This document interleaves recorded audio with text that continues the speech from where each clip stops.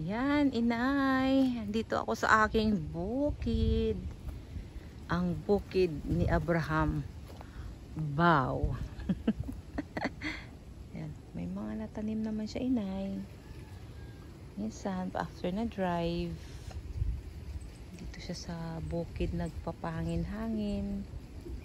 Yan, nasira na yung mga tuyo na yung talong niya. Ay, talong. Ano ba yan? Sitaw pala yan, may tumutubo na.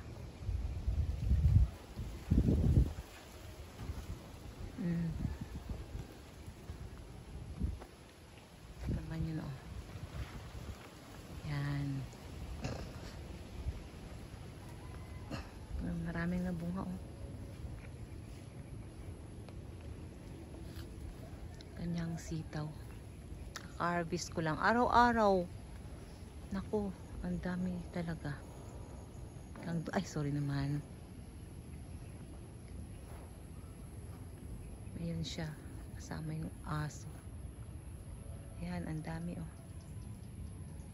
Kakatayin ko na yung baka dun sa dulo. Ayan mo siya dyan. Lilitsunin natin yan sa birthday mo, inay. Bahay ng mga alaga ng mga hayop ni Abraham. Parang siya rin. Hayop! Aray ko! Hayop sa ganda. Hayop sa ganda. Ayun ang kaimito. Kaimito, I mean, yung, tawag nito, Dad? Duhat. Duhat pala. Malalaki ba yung bunga niyan? Hindi naman namumunga yan. Ay, hindi talaga. As in, paano kaya para mamunga yan?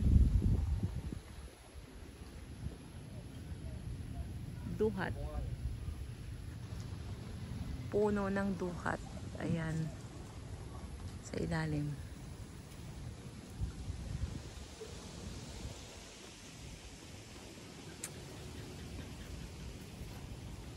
Ayan. Cut nga. Ano natin yan, gagataan.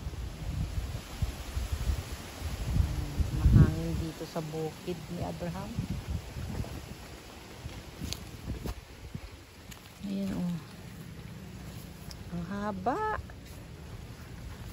2 inches siguro yun. 2 ruler. 2 inches lang.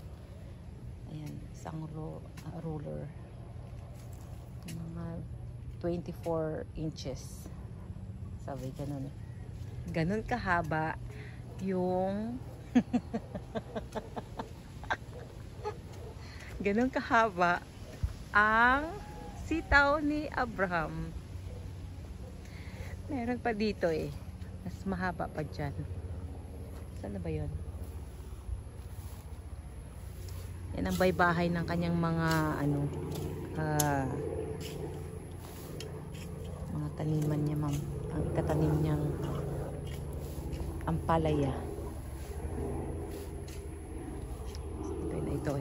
Mahaba din to eh. Long-legged. Ika nga. Ayan, oh. Ayan, oh. Gagawing binhi ni Abraham. Di ba nga haba-haba? Ang laki-laki pa, oh. Ang laki-laki. Ang haba-haba. Ang haba-haba. Ito pang isa, oh. Ang haba ng pasensya. Yan.